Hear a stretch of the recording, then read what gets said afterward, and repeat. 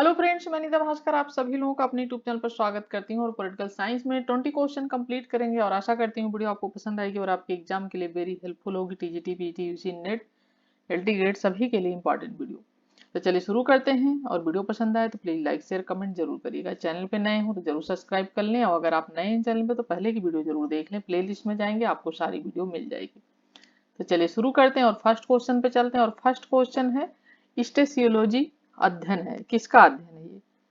सांख्यिकी का, चुनाव का, राजनीतिक दलों का, आंदोलनों का। राइट ऑप्शन आपका सी हो जाएगा, राजनीतिक दलों का अध्ययन है। ठीक है, देखिए स्टेसियोलॉजी के अंतर्गत सामाजिक, आर्थिक और राजनीतिक परिवर्तनों को शुरू करने, निर्देशन और प्रबंधन। ठीक है, प्रबंधन करने में राजनीतिक दलों की जो संभावित भूमिका होती है उसकी जांच करने का क्या किया जाता है? प्रयास किया जाता है। ठीक है, और इसका सर्वप्रथम विधिवत प्रयोग मॉरिस, ठीक है, मॉरिस डुअर्जर, ठीक है, तो मॉरिस डुअर्जर द्वारा वर्ष 1954 में, कब? 1954 में करते हुए इसे राजनीतिक दलों, उनके संगठन और आधुनिक राजनीतिक गतिविधि के तौर पे किया जाता है। तो राइट ऑप्शन ऑप्शन सी हो जाएगा। पोलित ब्यूरो, पोलित ब्यूरो शब्द संबंधित है, किससे संबंधित है? कांग्रेस पार्टी, भारतीय जनता पार्टी, साम्यवादी पार्टी या समाजवादी पार्टी? राइट ऑप्शन आपका हो जाएगा ऑप्शन सी, साम्यवादी पार्टी से। पोलित ब्यूरो, ठीक है, साम्यवादी पार्टी से संबंधित शब्द है और यह एक कोर समिति की भांति होता है। किसकी भांति? कोर समिति की भांति होता है, जिसके सदस्यों की संख्या क्या होती है? सीमित होती है, कम होती है। और पोलित ब्यूरो भी पार्टी के लिए सामान्यतः सारे फैसले लेते हैं। ठीक है, तो राइट ऑप्शन आपका हो जाएगा ऑप्शन सी, साम्यवादी से संबंधित है। नेक्स्ट है उपद्रव एवं प्रदर्शन, प्राय उदाहरण है संस्थागत हित समूह का, समुदायत हित में समूह का, या असमुदायिक हित समूह का, या अप्रतिमानित हित समूह का? राइट ऑप्शन आपका डी हो जाएगा, अप्रतिमानित हित समूह का। तो उपद्रव और प्रदर्शन जो है वो अप्रतिमानित हित समूह के द्वारा प्रदर्शित ये क्या है? गतिविधियां, एक्टिविटीज है। ठीक है, फोर्थ क्वेश्चन है राजनीतिक दल किस समय अधिक सक्रिय होते हैं? यानी कौन सा समय होता है जब ये अधिक तरीके से सक्रिय हो जाते हैं? ठीक है, एक्टिव हो जाते हैं ये। राइट ऑप्शन हो जाएगा आम चुनाव, आर्थिक संकट, राष्ट्रीय संकट, सामाजिक संकट। ऑप्शन ए हो जाएगा आम चुनाव, क्योंकि जब आम चुनाव होते हैं तभी राजनीतिक दल, पॉलिटिकल पार्टी जितनी है वो अधिक तरीके एक्टिव हो जाती हैं। उससे तो फिर उससे बाद में तो फिर जीत जाते हैं, तो फिर तो इनका पता ही नहीं रहता है गए कहाँ।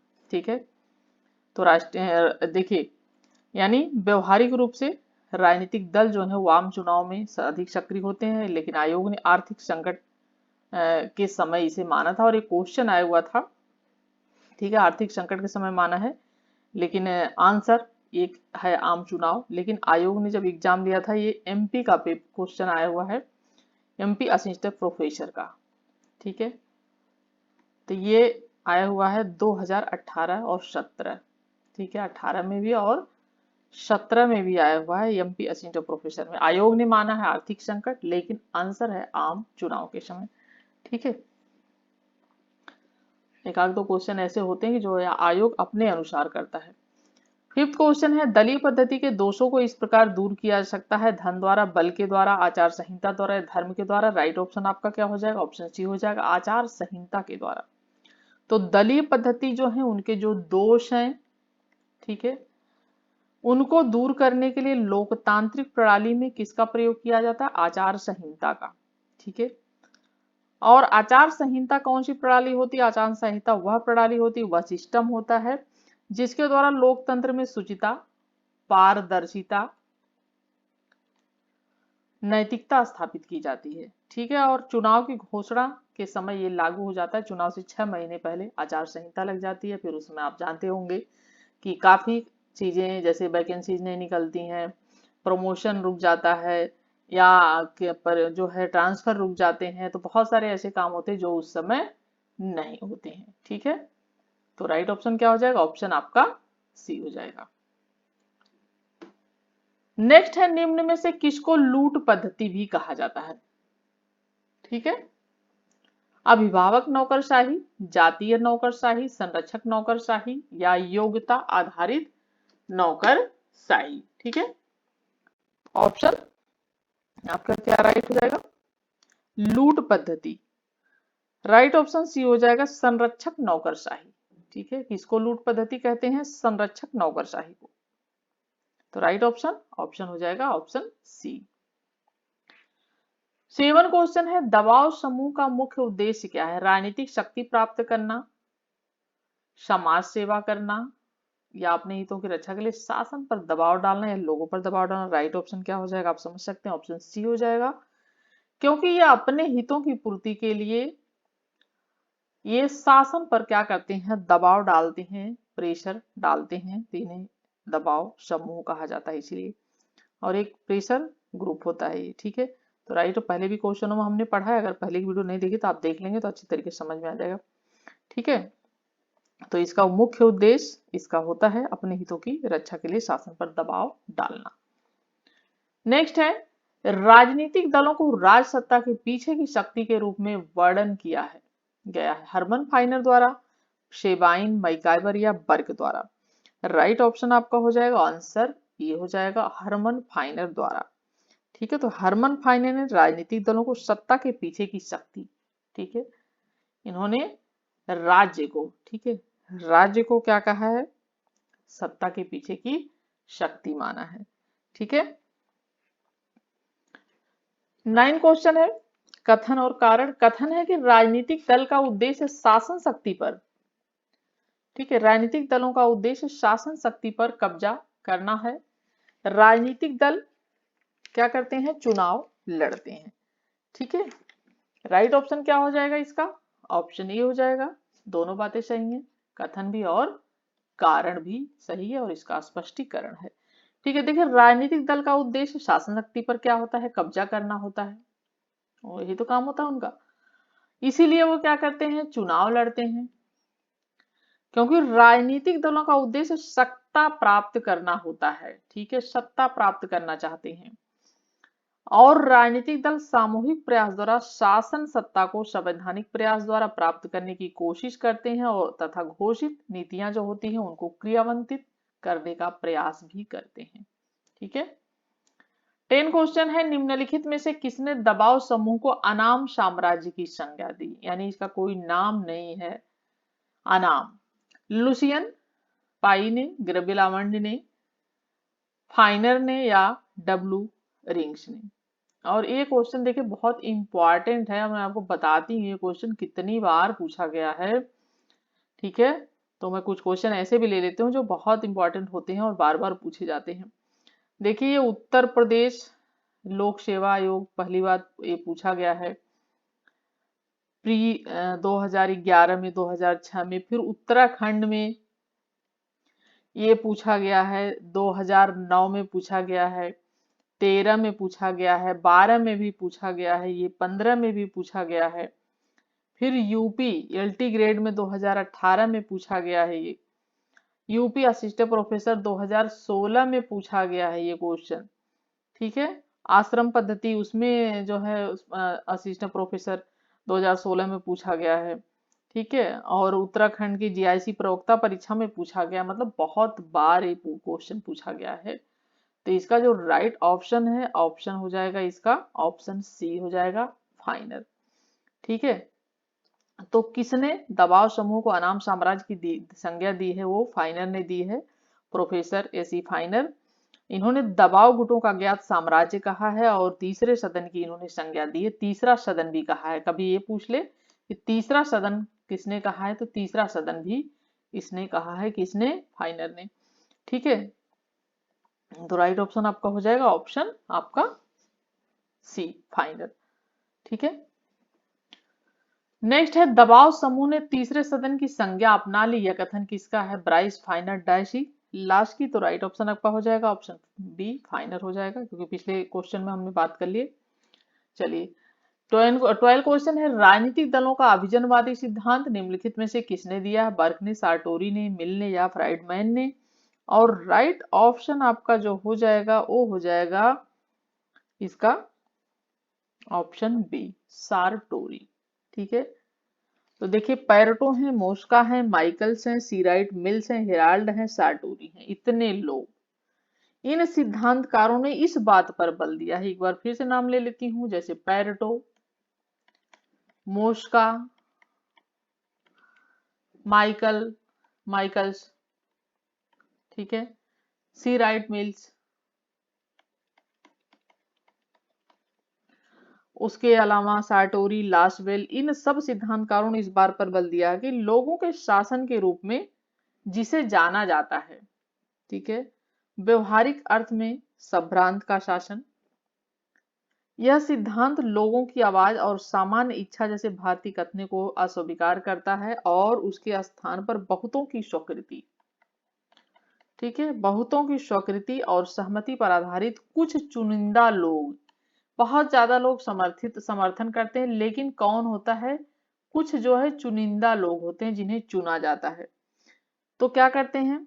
बहुतों की स्वीकृति होती है, ठीक है, लेकिन सहमति भी होती है, लेकिन उन स्वीकृति और सहमति पर आधारित कौन लोग होते हैं? कुछ चुनिंदा लोगों के शासन का समर्थन करता है।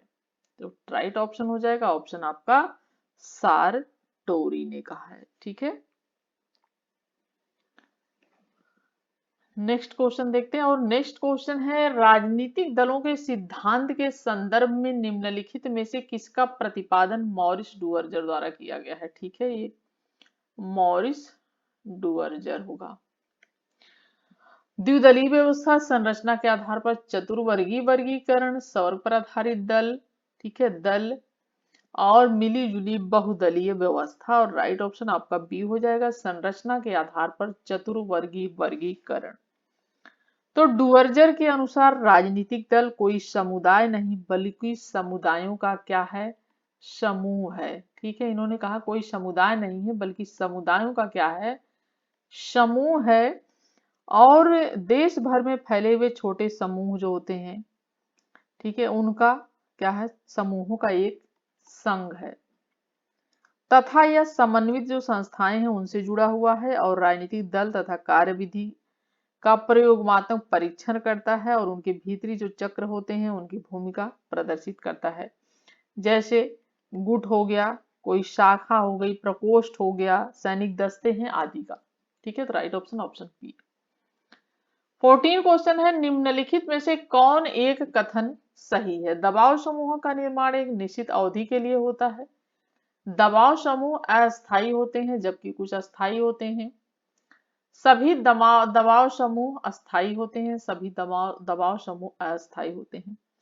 राइट ऑप्शन आपका बी हो जाएगा, दबाव समूह अस्थायी होते हैं जबकि कुछ अस्थायी होते हैं, यानी कुछ तो अस्थायी होते हैं, ठीक है, और कुछ क्या होते हैं? अस्थायी होते हैं, परमानेंट होते हैं।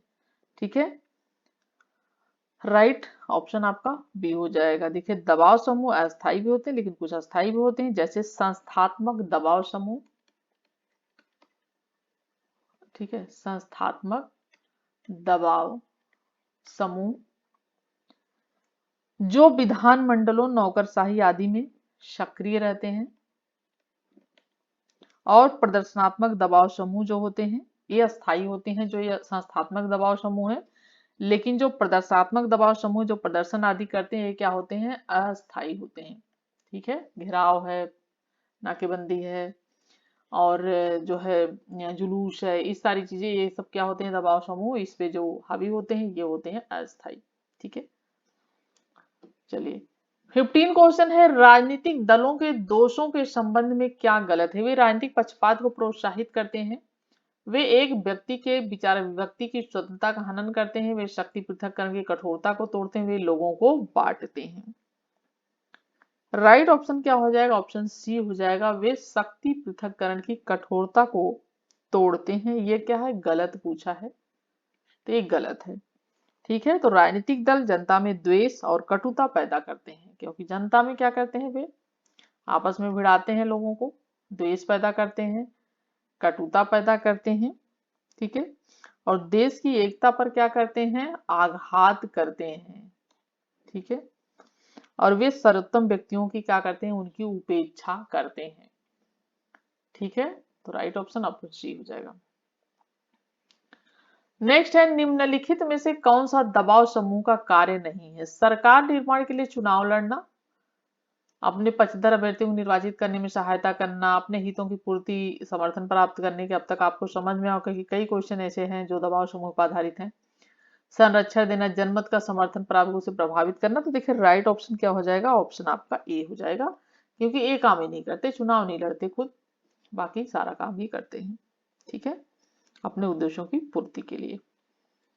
नेक्स्ट है 17 क्वेश्चन, किसने राजनीतिक दलों को विचारों का दलाल कहा है। लॉर्ड ब्राइस ने, लावेल ने, मैकाइवर ने, मिचेल्स ने, और राइट ऑप्शन हो जाएगा ऑप्शन बी, लावेल ने। लावेल ने राजनीतिक दलों को विचारों का दलाल कहा है, और लावेल ने लिखा है कि दल के अस्तित्व का वास्तविक कारण जनमत का केंद्रित करना तथा राजनीतिक निर्णयों के लिए मुद्दों का निर्माण करना होता है, ठीक है, लावेल ने, ठीक है। क्या कहा है लावेल ने कि राजनीतिक दलों को विचारों का दलाल इन्होंने कहा है, और कहा है कि जो दल होते हैं, दल के अस्तित्व का जो वास्तविक कारण होता है, ठीक है, जनमत का केंद्रित करना और राजनीतिक जो निर्णय होते हैं उनके मुद्दों का निर्माण करना होता है, ठीक है। और पुस्तक इनकी है महत्वपूर्ण, पब्लिक ओपिनियन,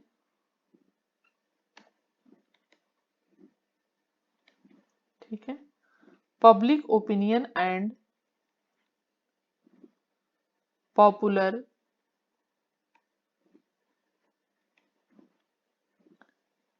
गवर्नमेंट,